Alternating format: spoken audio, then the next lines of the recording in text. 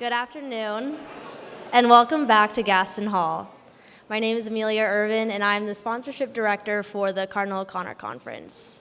I hope you all enjoyed your lunch and all the wonderful breakout sessions.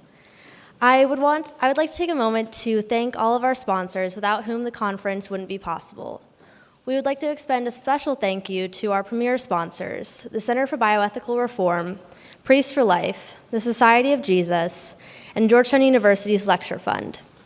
I want to especially thank the Alliance Defending Freedom. Many of you might be familiar with this Christian legal organization. Alliance Defending Freedom is a nonprofit alliance building legal organization that advocates for people to freely live out their faith across the globe. ADF focuses on cases involving free speech, religious liberty, right of conscience, and the right to life. They recently celebrated 2 victories at the Supreme Court. The first being the Masterpiece Cake Shop case involving a Colorado baker, and the NIFLA case protecting a pro-life pregnancy center in California. They have a 100% win rate at the U.S. Supreme Court, winning 9 cases in 7 years. ADF believes in investing in the next generation of leaders, and does so through the Arate Academy. Arate Academy is a 1-week training program for college students and recent graduates pursuing careers in law, government, business, and public policy, promoting a pro-life culture, free speech, and religious freedom. Alumni of Arate Academy join a thoughtful community of Christian leaders throughout the world who are committed to engaging culture with excellence and virtue. Acceptance to Arate Academy is competitive, and if selected, ADF covers airfare, hotel, most meals, and educational materials for attendees. Please stop by the ADF booth downstairs to learn more, or go to adflegal.org/arete, and that's ARETE. Thank you so much.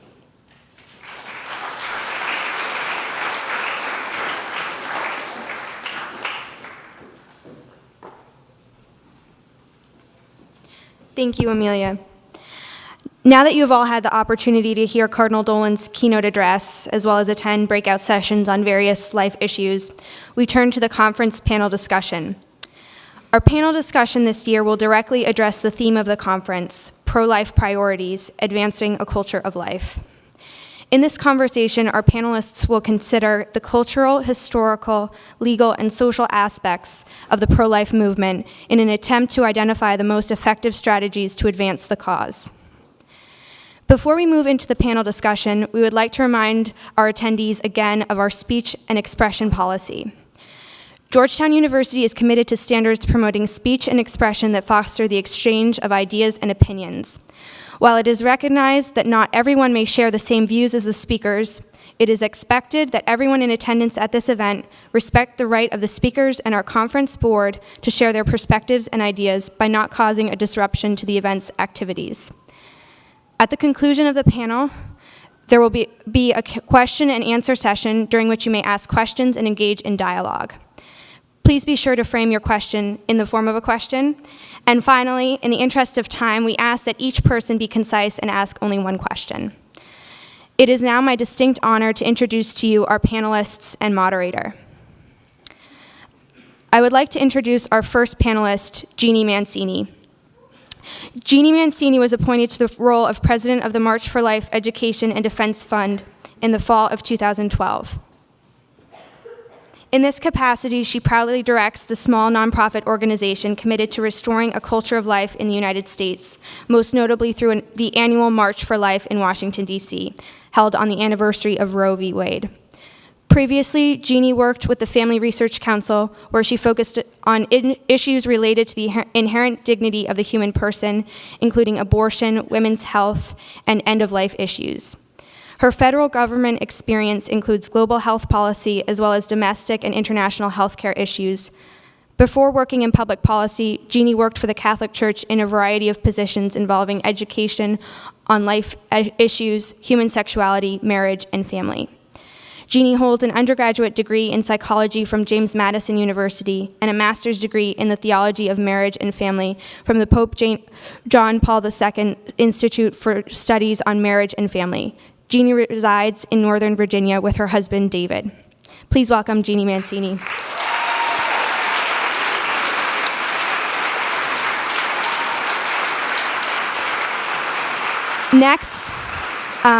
Next, I would like to introduce Stephen H. Aden.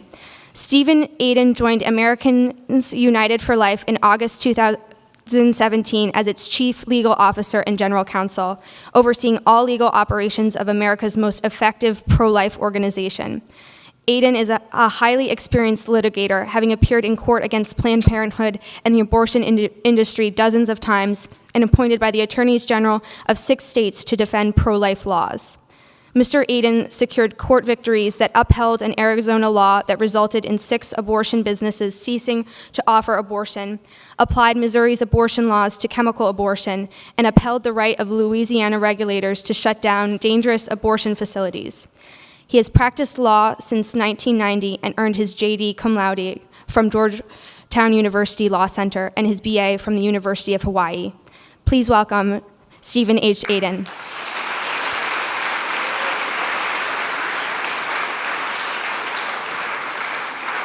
Center stage will be our panel's moderator, Catherine Hadro. Catherine Hadro is the host and producer of EWTN Pro-Life Weekly, an international television show dedicated to pro-life issues from a Catholic perspective. Based out of EWTN's Washington, D.C. studio, Hadro regularly interviews politicians, church leaders, and cultural figures on life issues ranging from conception to natural death. Past guests include USCCB Pro-Life Committee Chair Archbishop Joseph Naumann, Kentucky Governor Matt Bevin, former presidential candidate Carly Fiorina, and leading political commentator Ben Shapiro.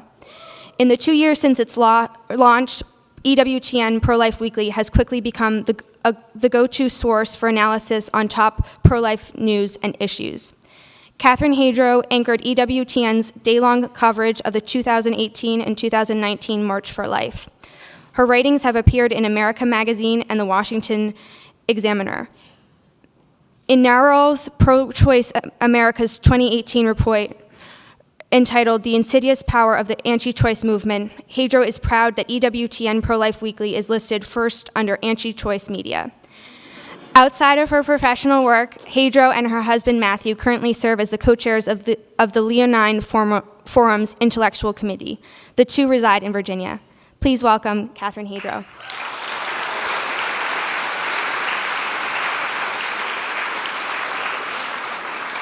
Our third panelist is Dr. Daniel K. Williams. Dr. Williams is a professor of history at the University of West Georgia and the author of Defenders of the Unborn, The Making of the Pro-Life Movement Before Roe v. Wade.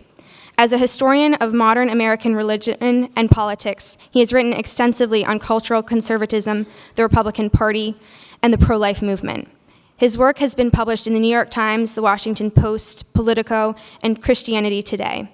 He has also written a landmark history of the Christian right titled God's Own Party, which was published by Oxford University Press. His forthcoming book on the 1976 presidential election between Gerald Ford and Jimmy Carter will be published in the spring of 2019. Dr. Williams holds a PhD in history from Brown University and a BA in history and classics from Case Western Reserve University. He was a James Madison Program Visiting Fellow in Religion and Public Life at Princeton University in 2011 and 2012. Dr. Williams and his wife, Nadia Williams, are parents of 2 children with a third on the way, and are active members and Sunday school teachers at a pro-life evangelical Presbyterian church in Carrollton, Georgia. Please join me in welcoming Dr. Daniel K. Williams.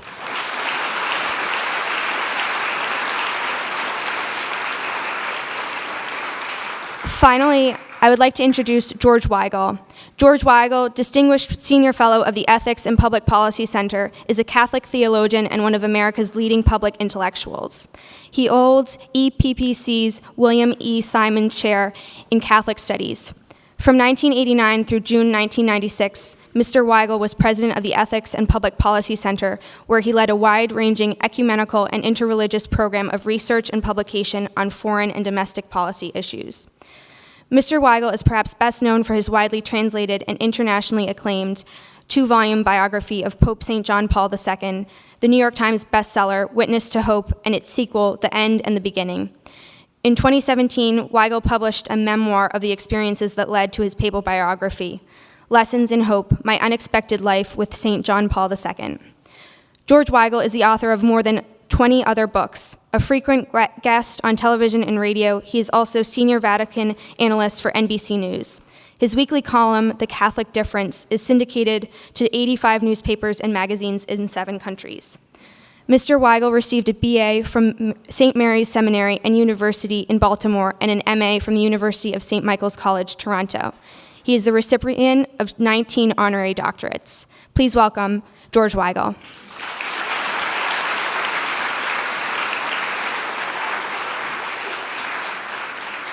And now I'd like to turn over the panel discussion to our moderator, Catherine Hadro. Excellent. Thank you so much. Hello. What an incredible conference so far, and how blessed are we to be joined by these esteemed panelists. These really are the top thinkers and leaders in the pro-life movement today, and we're going to be focused specifically on this year's theme, Pro-Life Priorities, Advancing a Culture of Life. I do want to note that towards the end of our conversation, we will bring a microphone out in the middle here, and we want to open it up to questions specifically from high school and college students. But let's just get right to it. Let's get right to our conversation. My first question, and this is aimed towards everyone here, is from your specific area of expertise, what is the smartest pro-life strategy that you're seeing today? Jeanne, can we start with you? Sure. So what I would say is that, I'm going to say something really simple here, bring it into the light. So life is just inherently attractive, so that whether that's looking at a beautiful image of an ultrasound, at a young age, or just looking at the beauty of a young child. I know within the March for Life, we always try to just show the attractiveness of life because it's so inherently positive and people are drawn to it. Conversely, the abortion industry is very dark. And so we've seen, in some of these videos with the Center for Medical Progress and what have you, a real darkness in what's happening within that industry. And so I think on both sides, both just the inherent positivity and then showing the abortion industry also women's experience once they've had abortion. So last night at the Rose Dinner at the March for Life, we heard from Dr. Kathy Altman. She's an OBGYN who used to be a medical director for Planned Parenthood in Florida. And her women's experience was one of the biggest things that changed her heart about this issue. It was seeing women who didn't choose life in difficult scenarios and seeing them suffer after that, as well as conversely seeing women who chose life in very difficult scenarios and seeing them flourish, in the years ahead, and having all of that changed her heart in many ways about the life issue and about abortion. So I think the best strategy is really simple: bring it into the light. That's beautiful. Stephen, what about you? Thank you, Catherine. It's a real privilege to be here, and I'm thrice blessed to be back at Georgetown. First of all, I'm blessed because I'm privileged to be here at all. Back at Georgetown, I'm a Georgetown law grad, and we actually have 3 Georgetown lawyers. That was intentional on staff. So it's a blessing always to be back here. I'm privileged to be here because I'm addressing largely an audience of faith. So when I talk about legal policy, I'd like to take a couple minutes to talk about the spiritual underpinnings of a lot of the legal policy that we do. We have 52 model bills that we work with state legislators across the country to pass and to defend life. But I find that there are 2 central aspects to each one of these bills, and they're not new ideas. None of my ideas is a new idea. All of my ideas, in fact, are about 2,000 years old, and they all come from somebody who said back then to love everyone and to tell the truth because the truth will set you free. So a lot of what we do on the policy side is based on that. About 15 years ago, one of the lions and founders of the pro-life movement, Jack Wilkie, said, why do we focus solely on the baby? The baby is obviously very important. Human life is special, unique, and beautiful, but why can't we love them both? And he said that often, why can't we love them both? That was a big idea at the time. And that became Americans United for Life's mother-child strategy. So we have a suite of bills designed to protect women from dangerous abortions, so many of them are very dangerous, to give them full informed consent, to let them know what abortion actually is and does. Because if they know that, many of them will choose life. And then a suite of bills to protect infants in the womb. Things like parental notification for minors who are considering an abortion. Defunding Planned Parenthood, we've done a tremendous amount of work on because we want to take away from the nation's biggest abortion provider the capacity to wage war on the unborn, which is what they're doing. Those are very important. And now I think I see a third big idea emerging in the pro-life movement, if I may say so. Many of you know my dear friend Abby Johnson, former Planned Parenthood director. She has led hundreds of workers, mostly women, out of the abortion industry. And the abortion industry is collapsing in front of our eyes because of the amazing work that she's doing. Abby says, and I agree with her, why can't we love them all? Because that's what we're called to do. And only a Christian, in my view, can really do that. Only a Christian can show compassion and care, not just to the mothers and the babies, but also to those who are trapped in the abortion industry. So my hat's off to Abby in doing that, and I encourage all of you to do that. Let's fulfill the royal law of love together. Finally, tell the truth. My pastor's fond of saying, every time you see the world the way it really is, you come to know God better. I agree with that. And so some of our bills are modeled on the idea that if you bring abortion into the light, like Jeanne was saying, because it's largely done undercover, it's done in the dark. If you bring it out into the light and, as I said, show women what abortion really is and does, most of them will choose against it. And many of these are issues that the Supreme Court will be taking up shortly. Ultrasound, obviously, a revolution in the window to the womb that the Supreme Court really didn't have in '73, never crossed Harry Blackmun's mind when he was researching for a summer at the Mayo Clinic, trying to justify his views on abortion.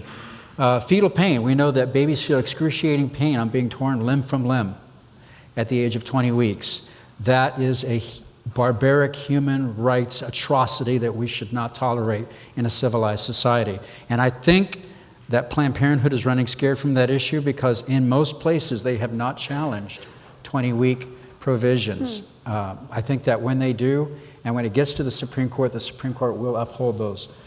Third, human fetal remains. Indiana has a case before the Supreme Court right now asking the Supreme Court to take the case and merely make a commonsensical statement that the state of Indiana has a right and rational basis for regulating the disposal of human fetal remains because they are human and they deserve dignity and respect.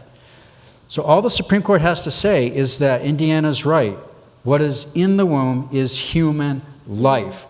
And then the schizophrenia associated with abortion, where you have a fundamental right, so-called, on one hand, for a woman to destroy that life, and a compelling right of the state, on the other hand, to command respect and dignity for it because it's human. I think at that point, the whole pro-abortion syllogism will collapse. And finally, reporting. It's all done in the dark. We need much better reporting. We need to know how many women are being sent to the hospital. Planned Parenthood in St. Louis sent 68 women straight to the hospital from Planned Parenthood in St. Louis over about an 8-year period. It's in, if you're interested, our feature article in Defending Life 2018 last year. There are a lot of facilities like that. We've got to get good information on them.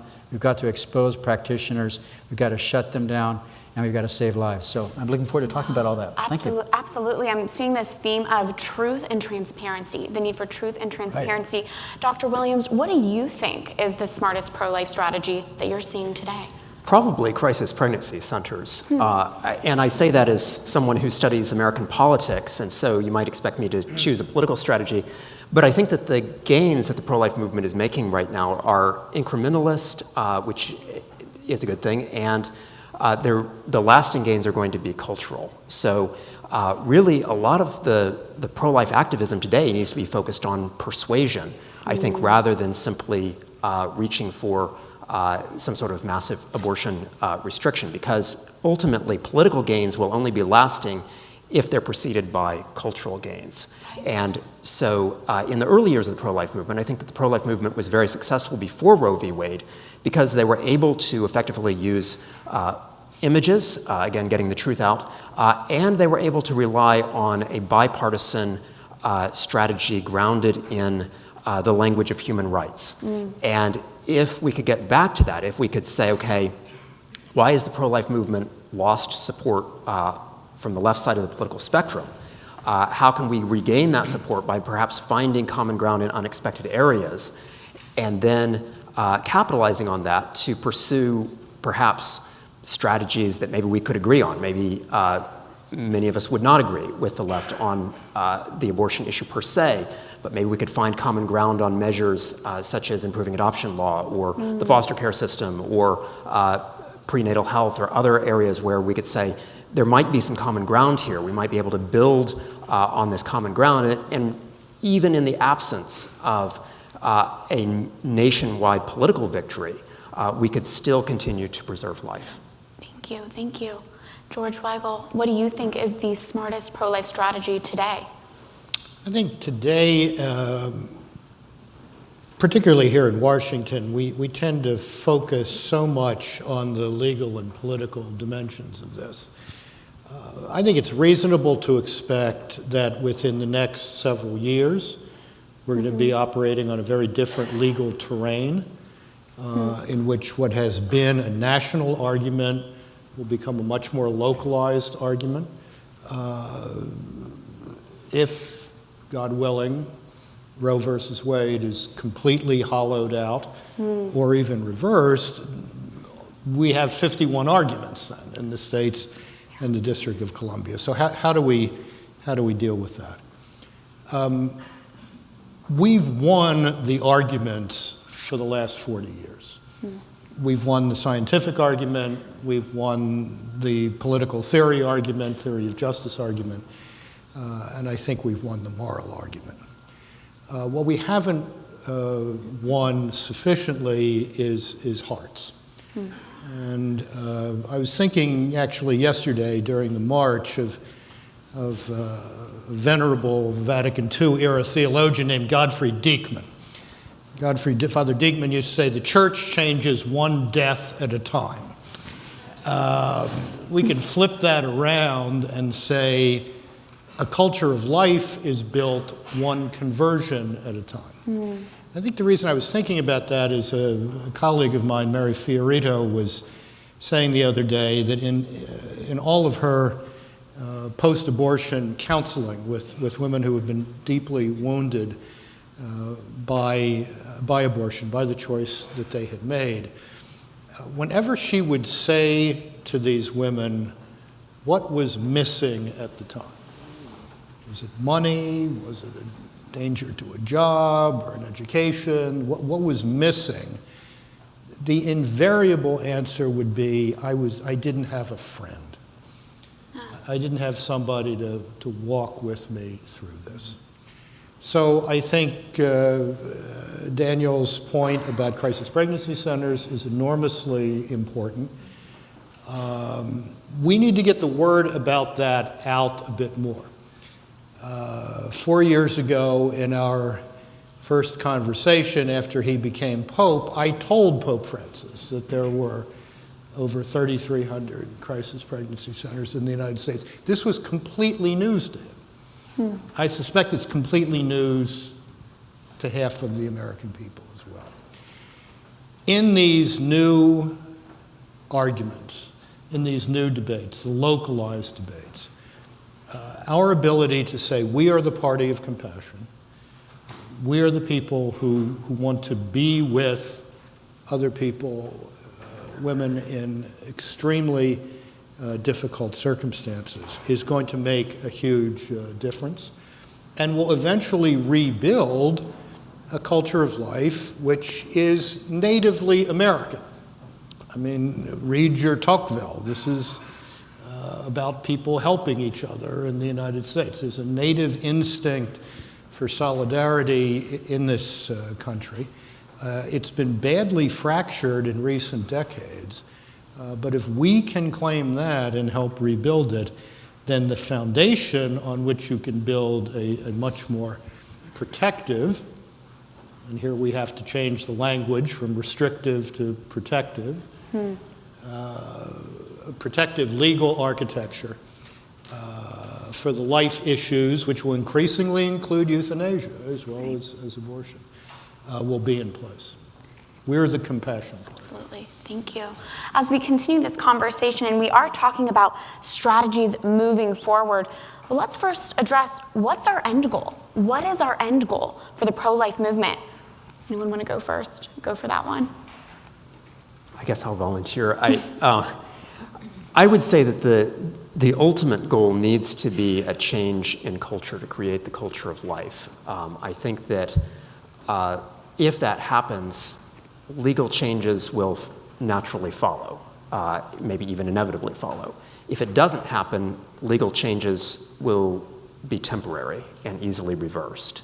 And so I think if we can always ask the question with each strategy that we're adopting, how is this going to impact the long-term goal of changing the culture, then I think that will cause us to maybe shy away from short-term pragmatic strategies that perhaps will create a cultural backlash, and it will cause us to adopt those long-term strategies that, as George Weigel said, will allow pro-lifers to be seen as compassionate people, as people who really genuinely care about women and about human rights. I think the long-term goal was never stated better than by President George W. Bush.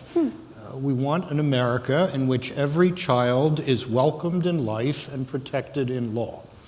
I mean, those are the two sides of the proposition here. You're only welcomed in life if you're being born into a culture of life, and the legal protection reflects that cultural reality. So it's always got to be, both tracks at once here.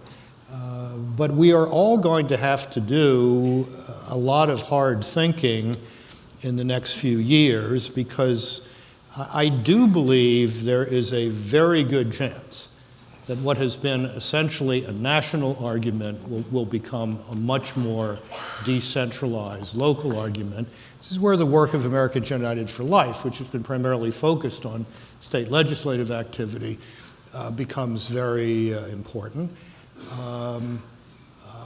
So that's the new terrain that all of you over the next generation or two are going to be working on. Yeah, what are the measures of a culture of life? How would you gauge if America is becoming a culture of life? Well, let me suggest that one measure you might use is to compare the number of pro-life pregnancy centers to the number of abortion facilities. The ratio is about 5 to 1, at least. When I started doing these presentations about 10 years ago, I told folks it was 2 to 1, and it was. Hundreds of abortion centers have shut their doors forever since then, and the ratio is about 5 to 1 now. So next time somebody says to you, you pro-lifers love babies, but you don't care so much about women, give them that statistic and then say, who do you think cares more about women? Absolutely. Jeanne? Yeah, I don't have much to add. I mean, I basically agree with that. Our work at the March for Life is to create a culture where abortion is unthinkable, which is just basically restating in a different way what's already been said. There are great markers for a culture of life, like what Steve just said. I mean, also the number of abortions that happen every year, also public opinion polls. I mean, our public opinion polls right now, which is a reflection of changing hearts, which we've talked about. So I think we'd all agree that it's very important to change hearts and minds. And so our public opinion now is not in line with our law. So 8 out of 10 Americans for 12 years strong now have polled that they would limit abortion at most the first 3 months of pregnancy. So don't get me wrong, any abortion is horrible. Like that, we're not advocating for that, but in terms of incremental laws, our country is only one of 7 around the world that allows late-term abortion. And that's just terrible. So we do need to move in the way of incrementalism. And I would just also say with this sort of tension between the laws and the culture, and Mr. Weigel said this, they feed off of each other. So what is legal is often seen as what's ethical in our culture. And so the laws are not unimportant.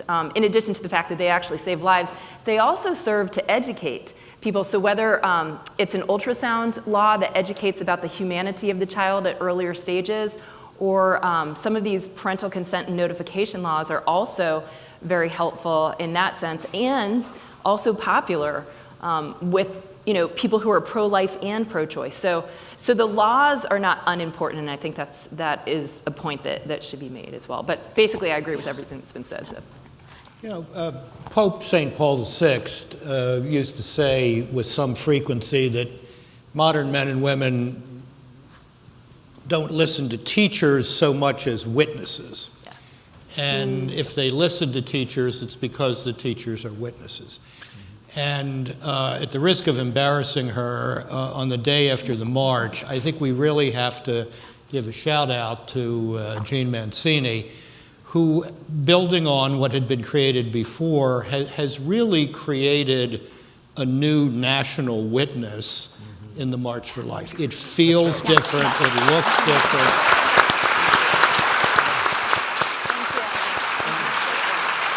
And this was very, very important, particularly last year.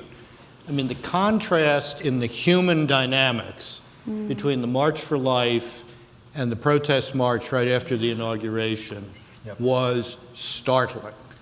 And if you want to see who are the happy people, who are the joyful people, who are the people living in solidarity, it's us. Picking up on that theme, that's so true, George. Picking up on that theme, critically important.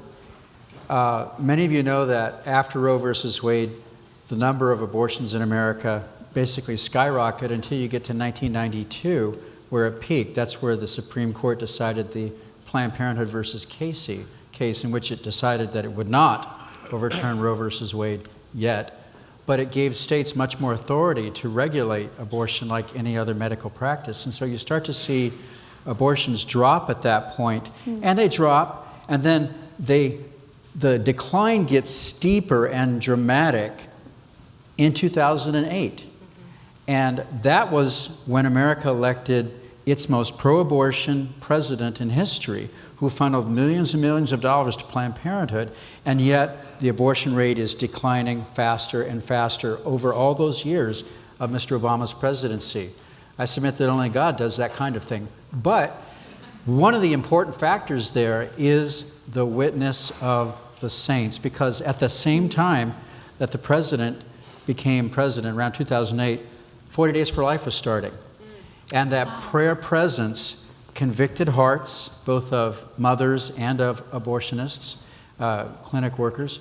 But it also gave good information that we didn't have before, because before, folks in the neighborhood just let it be. They knew that something was happening in that brick building, but they didn't go down and say anything or do anything about it. And when they started to show up and say things and do things about it, praying, witnessing, counseling women, trying to persuade them not to abort their children, that's when the decline became stronger and stronger and stronger. And I'm convinced it's part of the witness that George is talking about. It's the witness of the church. Thank you. I'm going to turn now to more specific questions tailored to our panelists, but I do want to encourage our panelists, if you have additional comments you'd like to add, please do. Let's keep this a free-flowing conversation. Jeanne, my question for you is, it seems the Shout Your Abortion campaign is really picking up a lot of traction. Abortion is no longer being painted as this morally neutral thing. It's being painted as a positive. Why do you think that is, and what's the proper response to this type of campaign? Yeah, it's a great question.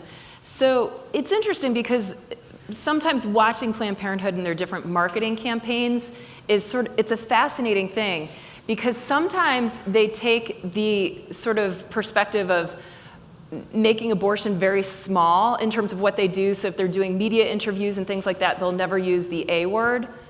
And when they talk about the different quote-unquote services that they provide throughout the year, they sort of manipulate data basically to make it look like abortion is a very small piece of what they do.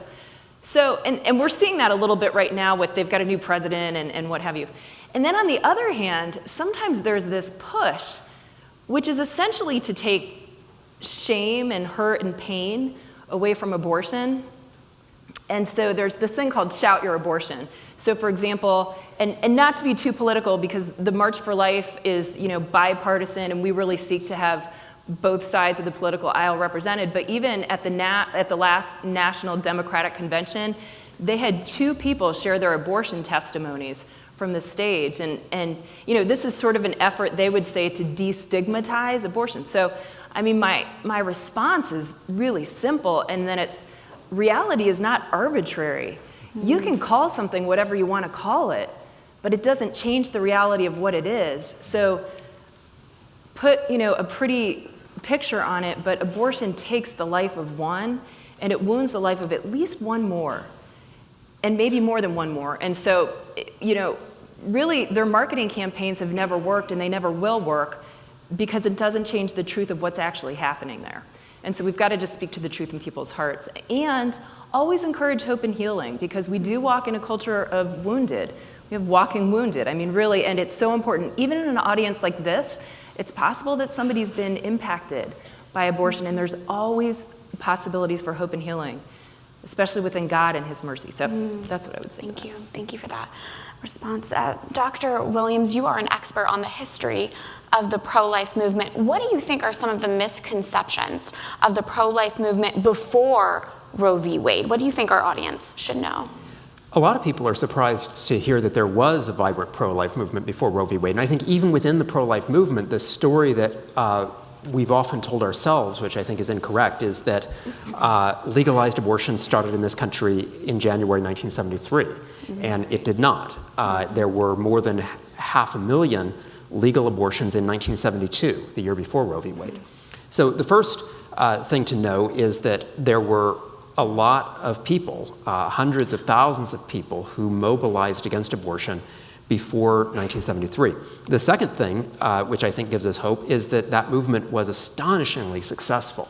So between November 1970 and January 1973, abortion legalization bills were introduced in dozens of state legislatures, and pro-lifers defeated every single one of those bills, something on the order of about 35, except for one that was passed in Florida only by court order. And so this was an astonishingly successful movement for about 2.5 years. Now, there were some rough points before that. Certainly the fact that several states had legalized abortion before the end of 1970 represented an effort by the pro-life movement perhaps to figure out what arguments worked. But after 1970, I think that they really were winning the hearts and minds of many people. And then the third point that I would make is that they did this through a variety of strategies. One of those was through the successful use of fetal photography. And a lot of people had not seen an image of an unborn child before that. And by publicizing those images, they were able to get their message across in some very powerful ways. But beyond that, I would say that they were maybe the greatest reason for their success was that they successfully grounded their arguments in the language of human rights and compassion in ways that resonated not simply with the constituency that we tend to think of as pro-life today, that is oftentimes people who might lean a little bit more toward the political right, but some of the most vocal pro-life advocates were well to the left of center before 1973. And so it was a bipartisan, even one could say liberal-leaning, comprehensively pro-life, successful movement. Thank you, and I hope we can come back to that topic specifically about making it a human rights issue. Hopefully we can come back to that, but my next question is to Mr. Weigel. And the Catholic Church has always been a vocal and steadfast defender on the issue of life. But right now, the church is in a very difficult spot with this clergy sex abuse crisis. And the church's moral authority in the public square is undermined. How does that hurt Catholic pro-lifers' ability to evangelize the truth on life, especially considering the church's teachings on life are already so unpopular in our world? Well, this is a real problem. Catherine. What the Catholic Church has to say, based on revelation and reason, about the ethics of human love, is very countercultural. So it's beginning from behind the eight ball, if you will, to start. If we are not seen to live what we propose, then the proposal will be DOA. So it is absolutely essential to see this current situation as a moment of purification, essential purification, so that the business of the new evangelization, which, as John Paul II insisted, very much includes the proclamation of a culture of life, can go forward. It is also important, as we press hard for this essential purification, to recognize that much has already been done in the Church in the United States to address these problems. Catholic Church in the United States is one of, if not the most safe environments for young people in the country. Catholic schools are far safer for young people than public schools. Catholic youth organizations are safer for young people than other youth organizations. We need to be part of a national, societal-wide effort to grapple with what is a societal plague. This is not something specific to the Catholic Church. It's particularly awful in the Catholic Church because of what we believe and what we stand for and what we proclaim. These are new wounds in the body of Christ. And there is no point in not facing that squarely. By the same token, I think it's particularly important for young people who did not go through this mess 16 years ago to recognize, to know that our bishops have put in place policies and procedures that have made a real difference. What we're dealing with now is some of the detritus from the past, and we're dealing with the problem of leadership failure. That's different than the problem of abuse itself. And the problem of leadership failure has to be addressed and addressed vigorously. But I have to believe that this is a call to the kind of radical purification of hearts and minds.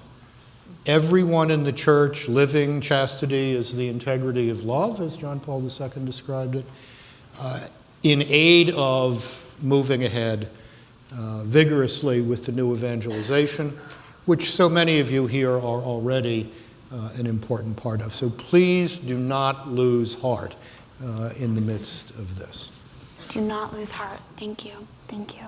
Stephen, Aden, let's talk about the Supreme Court. Let's talk about it. Can you explain what is meant by the term pro-life judge?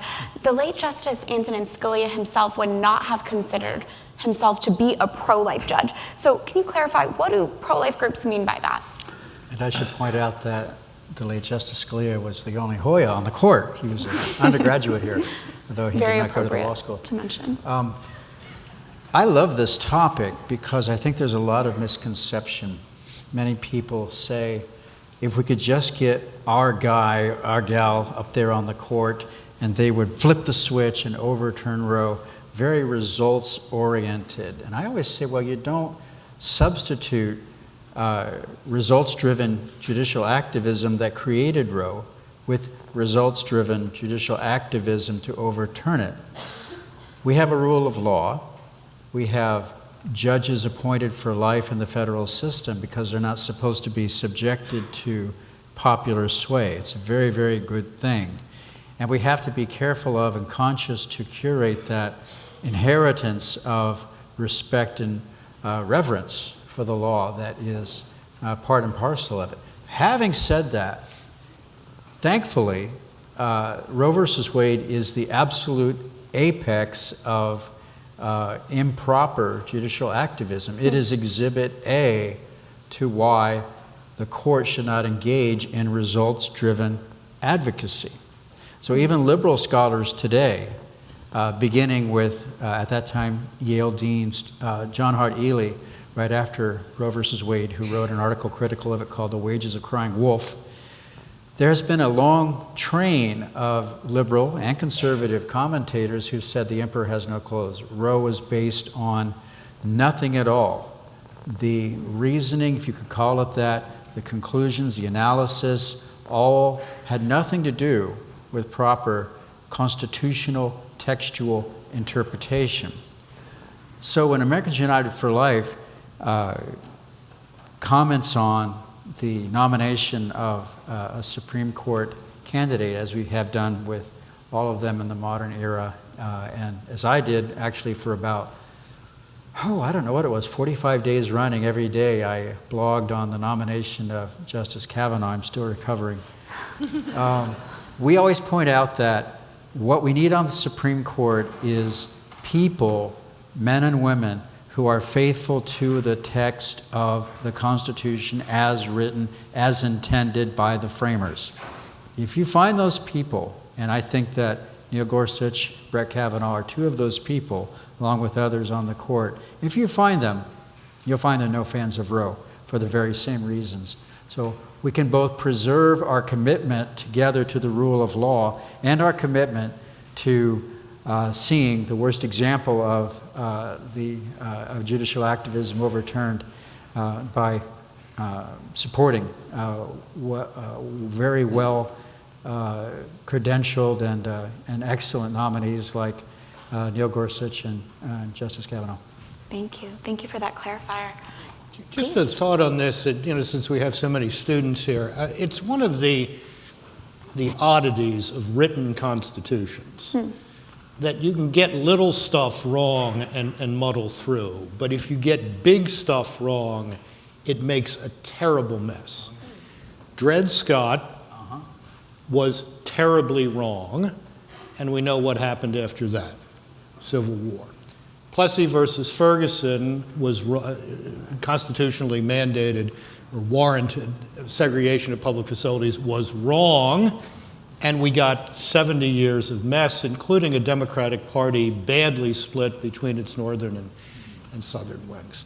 Roe versus Wade is the third. It hits the trifecta of super bad Supreme Court decisions, and the passion that surrounds this does not only have to do, I think, with the personal nature of what's at stake in abortions. That was true with Plessy and Dred Scott as well.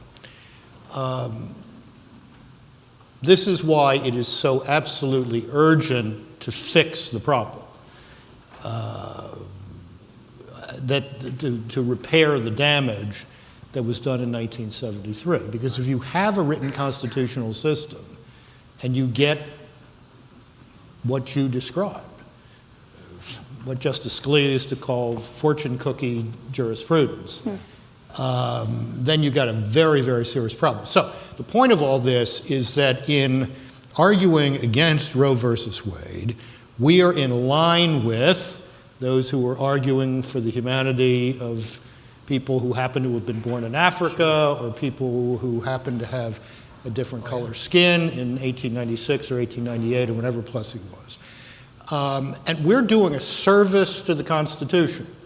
I mean, we're the ones defending the integrity of the Constitution. And we ought to make that very, very clear. Well, and there is a theme running through many of these cases. I would add two more. What is that, a quintifecta? I would add Buck versus Bell, where the Supreme Court upheld forced sterilization in 1939 with Oliver Wendell Holmes writing 3 generations of imbeciles is enough. Never overturned. And Korematsu versus United States, which upheld the constitutionality of forcibly interning Japanese American citizens, U.S. citizens. All of them should be on the ash heap of history because they are an affront to human dignity and human rights, along with Roe. Wow. Thank you, thank you.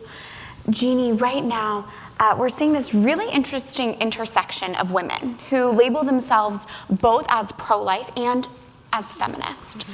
What opportunity do you see there to really widen and broaden the pro-life coalition? And I know it was a few years ago, I think the March for Life theme was pro-life and pro-woman go hands in hand. Right. So I think the labels are sometimes confusing, and frankly, there's a lot of confusion about what it means to be a woman, period, in our culture today. I mean, frankly. So here's where human anthropology, I think, is sort of the best educator, and in terms of the life issue, it goes back to our sex and our gender as well. And so some basic, very foundational understandings have to do with knowing that men and women are inherently equal in dignity. So we're equal in dignity, but we're also inherently different. And that one of the beautiful and magnificent things about being a woman is her capacity to have children.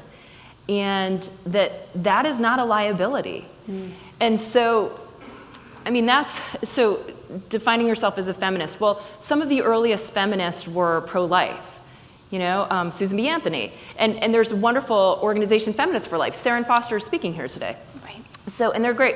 But to me, it's this understanding, sort of getting away from the labels, but understanding a woman's capacity for fertility and for motherhood is very much related to who she is as a person, and it shouldn't be seen as a liability. I think that's very rich, and that we could talk about that for days and days and days, and that it's sort of, seeing fertility as a liability and wanting to cut it off to be more same as men is the heart of some of the problems in our culture. And that tension there, that really shouldn't be there. Yeah. Dr. Williams, you mentioned earlier about the history and roots of the pro-life movement, and your research really looks at how the pro-life movement developed from initially being rooted in the cause as a civil right to now more of a religious, even Catholic focus today. But do you see the pro-life movement tapping more into that civil rights language today?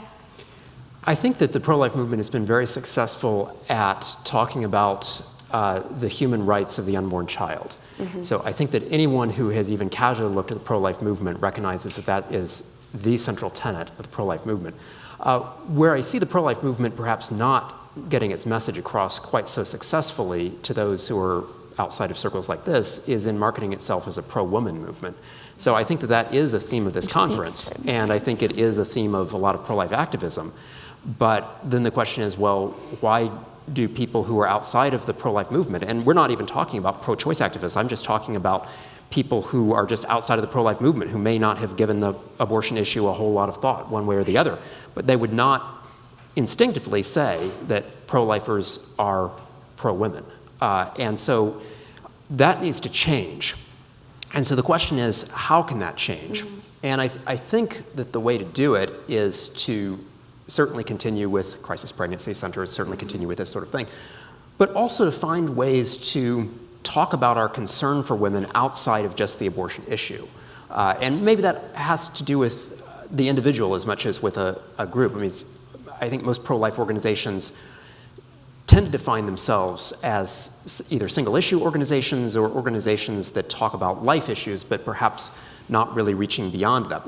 And maybe that's appropriate. But perhaps as individuals, we can begin to ask ourselves, okay, how do we talk about women's issues? How do we show concern for women in our lives?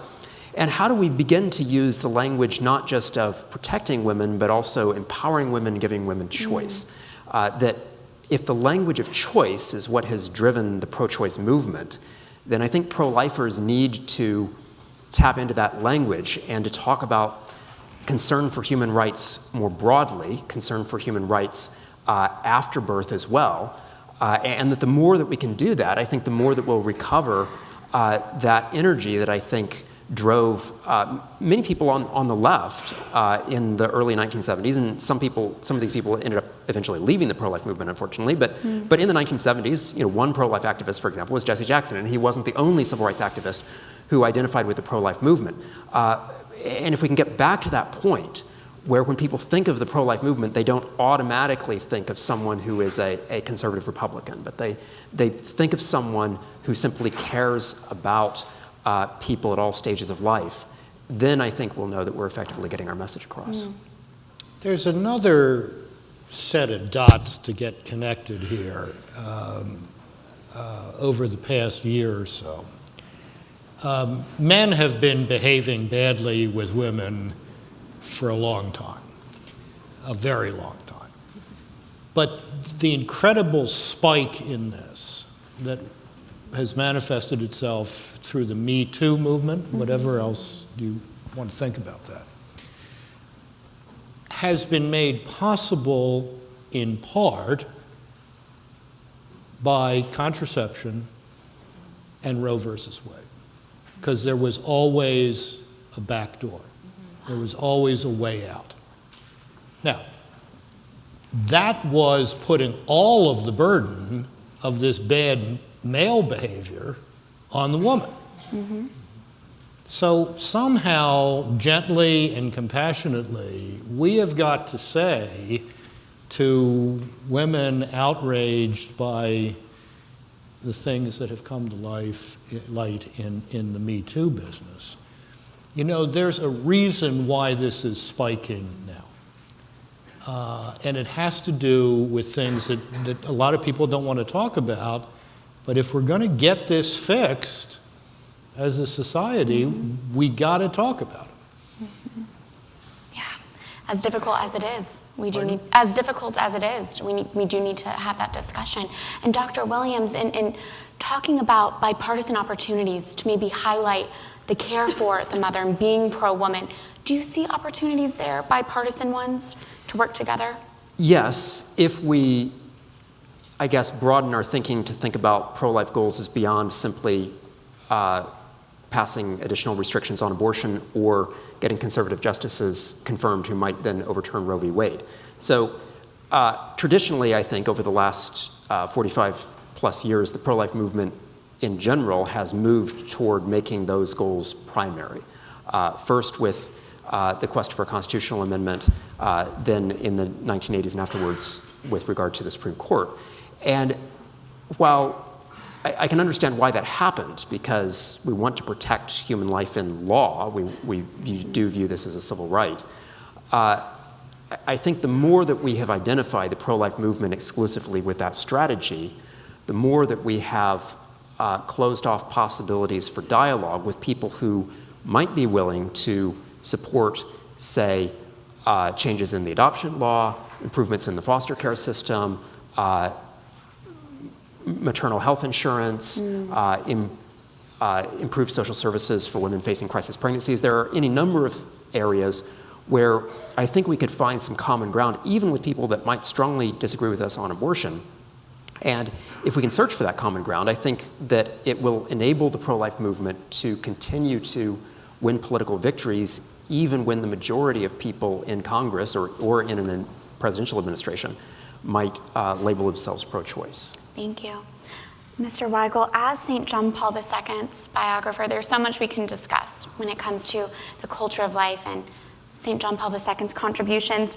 I'd like to hit on one thing that he said about young people, being that there are so many young students here today. And he told young people that Christ has made you his ambassadors, the primary evangelizer of your contemporaries. How do you think St. John Paul II would view the role of young people in advancing the cause for life? I think he had great confidence in young people to live lives of heroic virtue.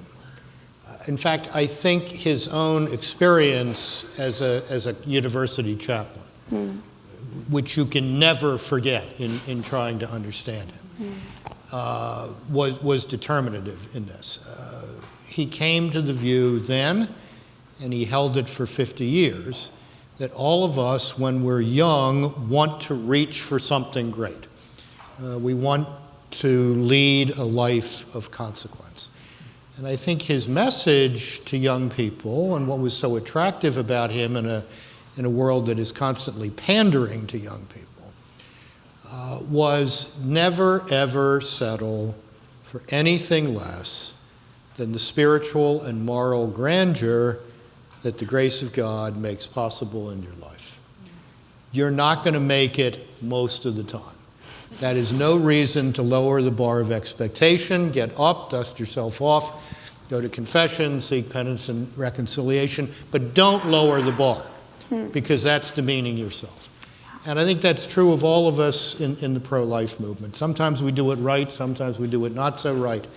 That's no reason to lower the bar. We're all called, by the grace of God, to do something grand. And the grace of God makes that possible for us. And that summons to heroism, I think, was at the absolute center of his attraction to young people.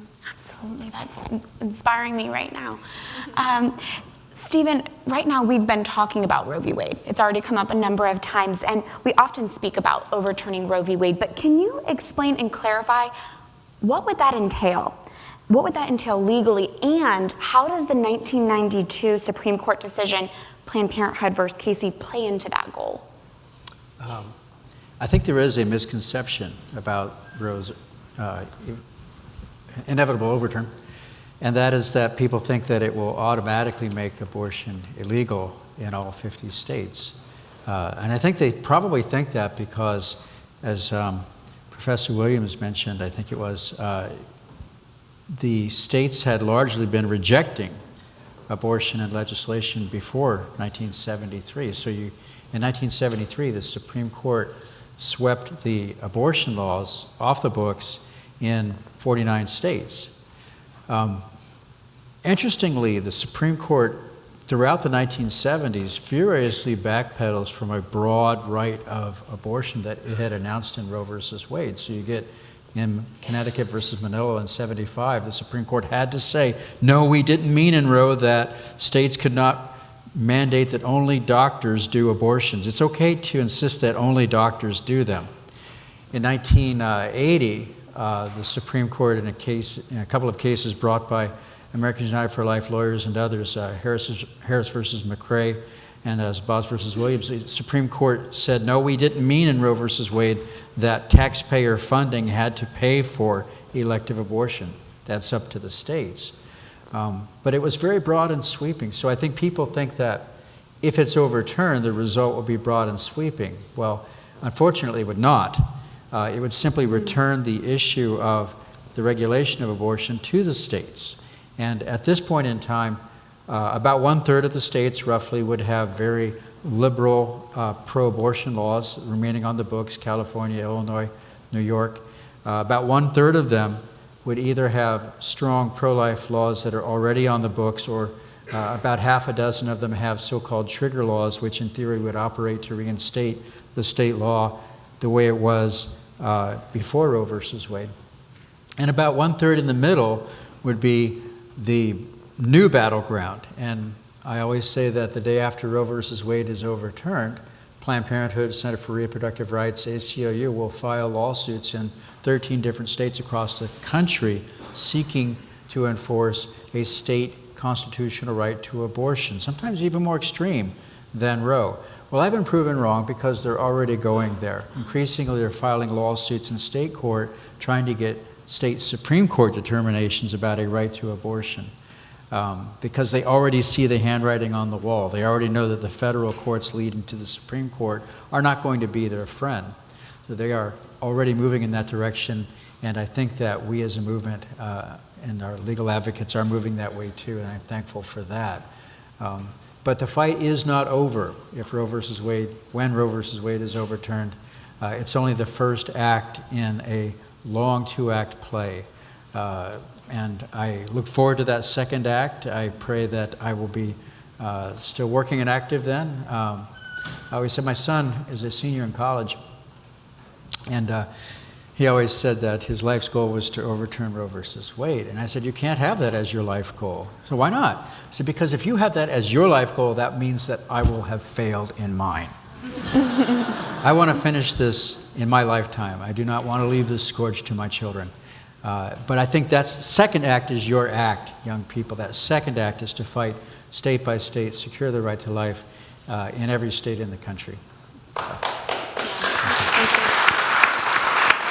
Thank you. So much encouragement and inspiration to leave with today. And I just looked at the clock. I think that about wraps up our conversation.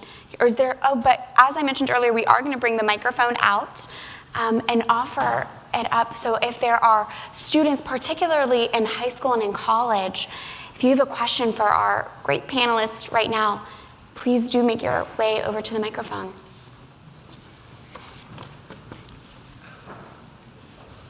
All right. Did you say that again? Your Twitter question. After. Yes, go for it. Hi, my name is Niyati. I went to Georgia Tech. I graduated last semester. But I was just wondering, what would you say to people who think that contraception is the reason abortion numbers have declined since 2008? Who wants to take that one first? Do you want to take that? You don't?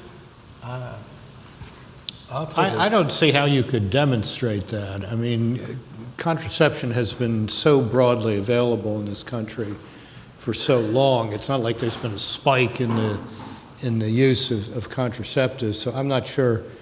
First of all, I've never heard that, so that's interesting.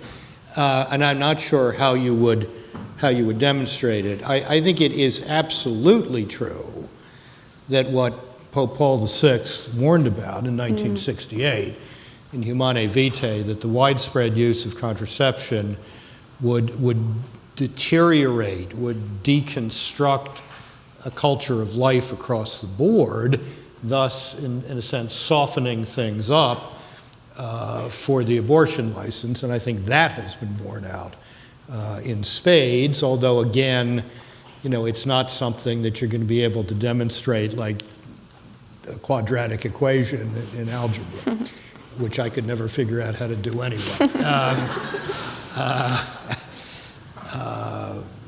But anyway, so that's, I mean, does anybody else know anything about that? What's the saying? It's complicated, right? And it's layered. Some of the things that contribute to the abortion rate, the number of pregnancies that end in abortion. Do you all know that the abortion rate in America is as low as it was in 1972?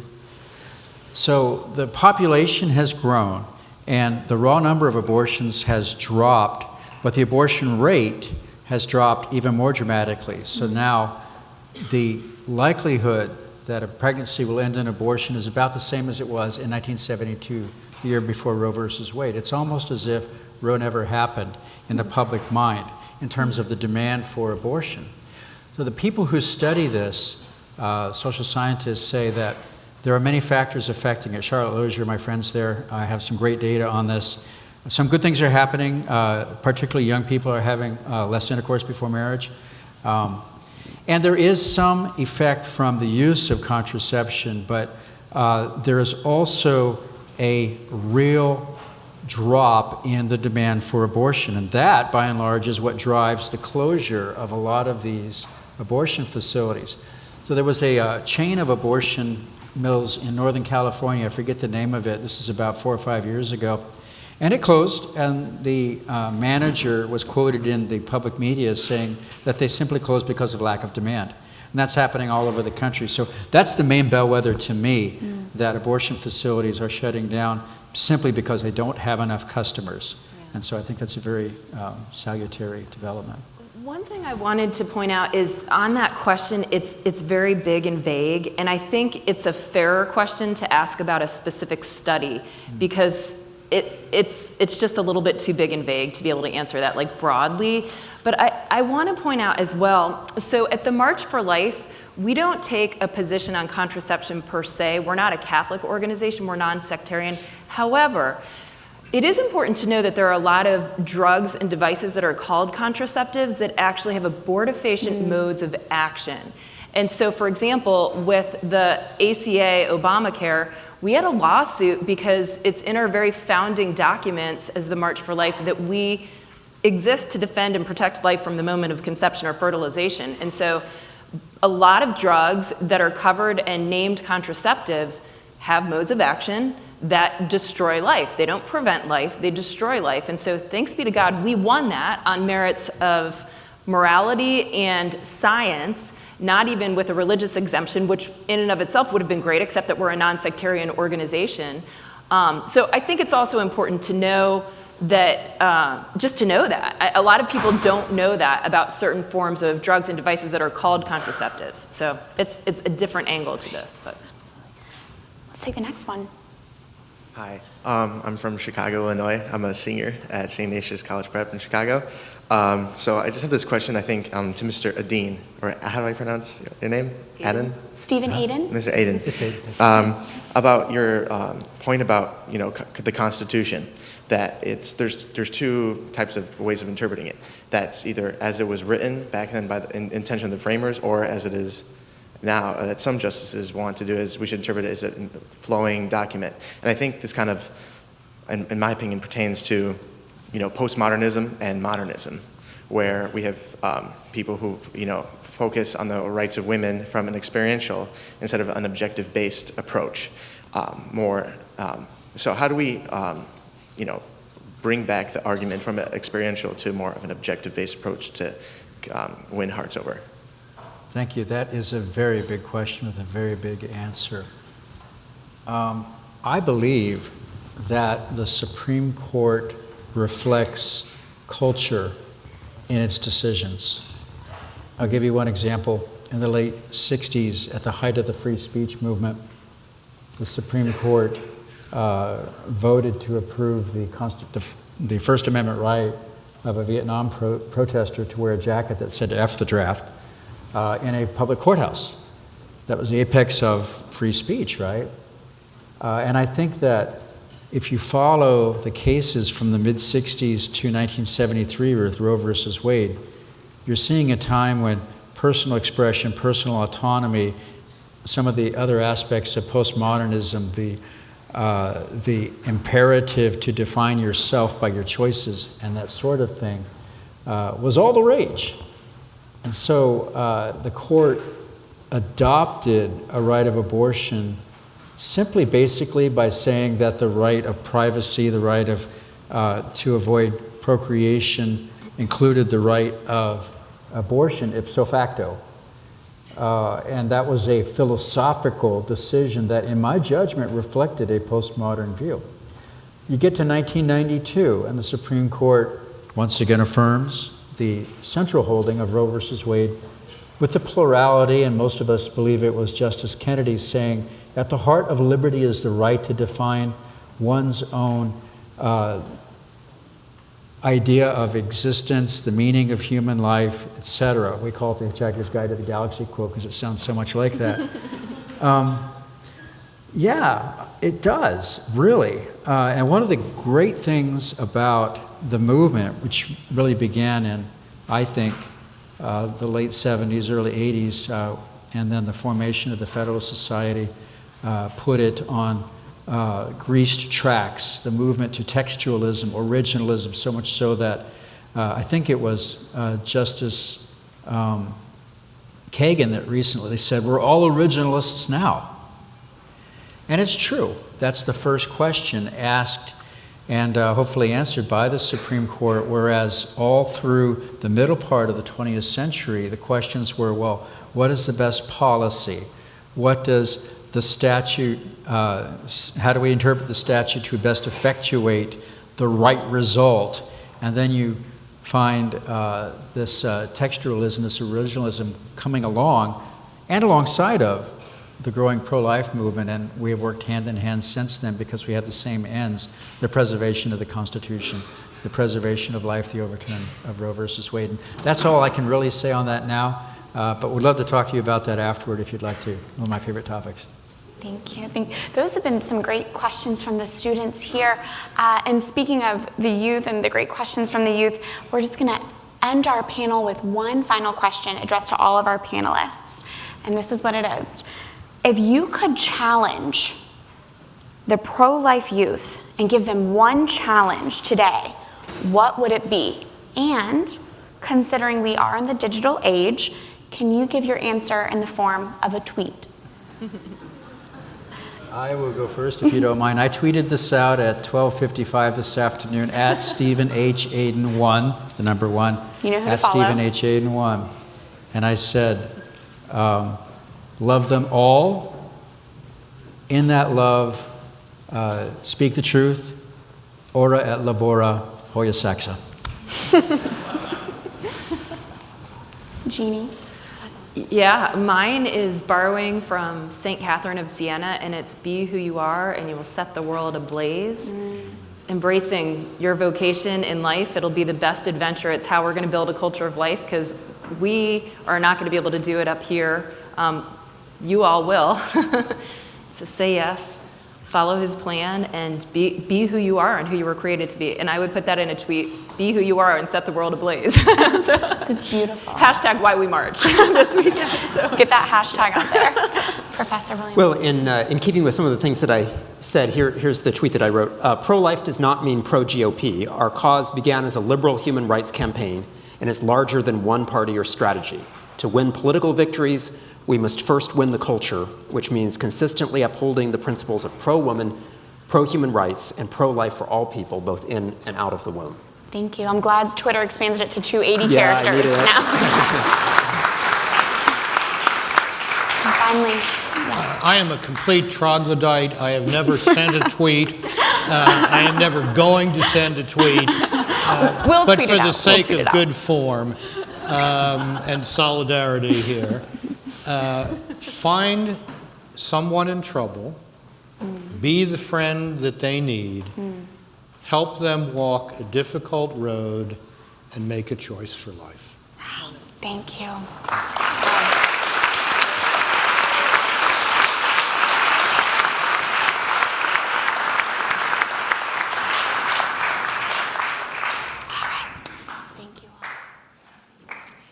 And let's just have one more round of applause for our amazing panelists. Thank you so much.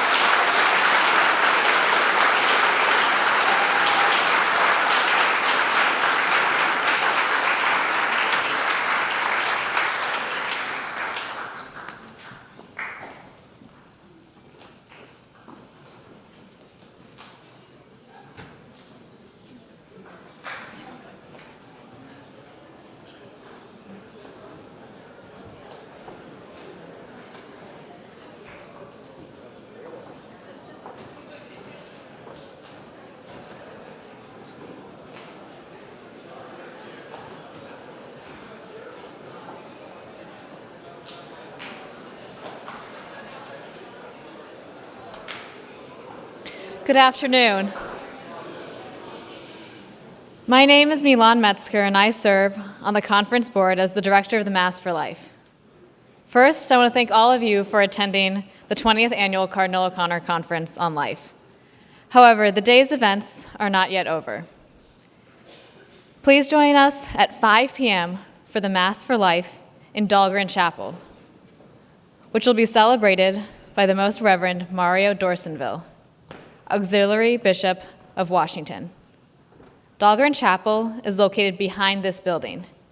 You can exit via the first floor and walk through the courtyard to get there.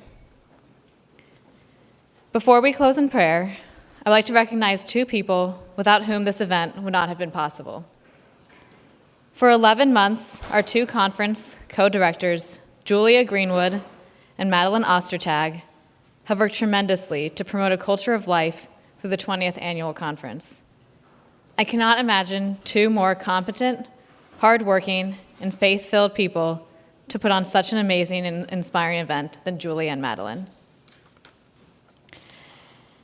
Any statements of gratitude and praise are doomed to be understatements, but I believe I speak for the whole board and all the attendees when I say thank you for all of your leadership and the sacrifices that you made for this conference and the pro-life cause.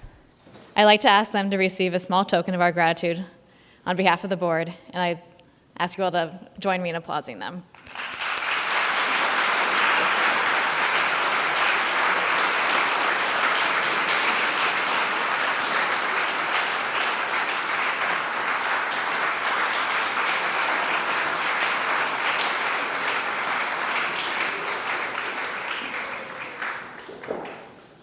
At this point, we would like to acknowledge the Sisters of Life.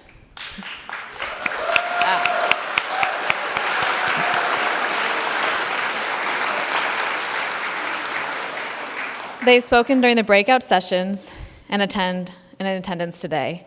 Founded by John Cardinal O'Connor in 1991, their mission includes caring for the vulnerable pregnant women and their unborn children, inviting those wounded by abortion into the healing mercy of Jesus, and fostering a culture of life through evangelization. We are honored that they are able to join us each year at our conference, which strives to live up to the Cardinal O'Connor's motto, that there can be no love without justice. It is now my distinct pleasure to welcome Sister Maria Gaudia Magdalena to the stage to close our conference in prayer.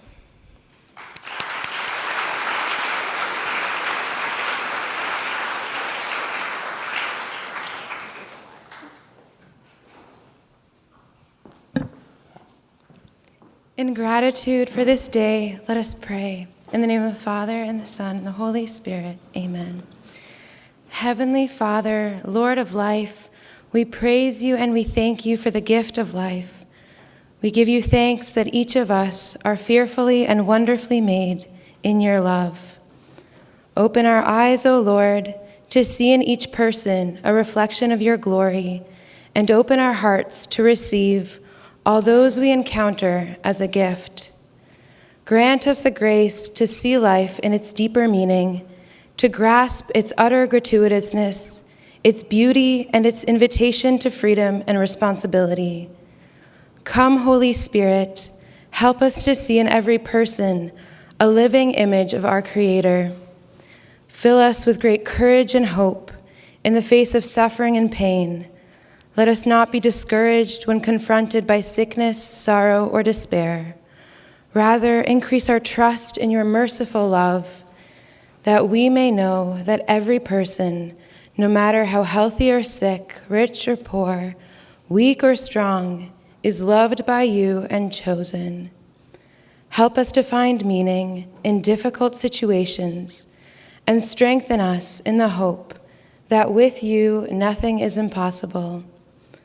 Help us to perceive in the face of each person a call to encounter, dialogue, and solidarity, that we may revere and honor them. Fill us with your deep, abiding joy, O Lord, that we may praise you at all times for the priceless gift of life.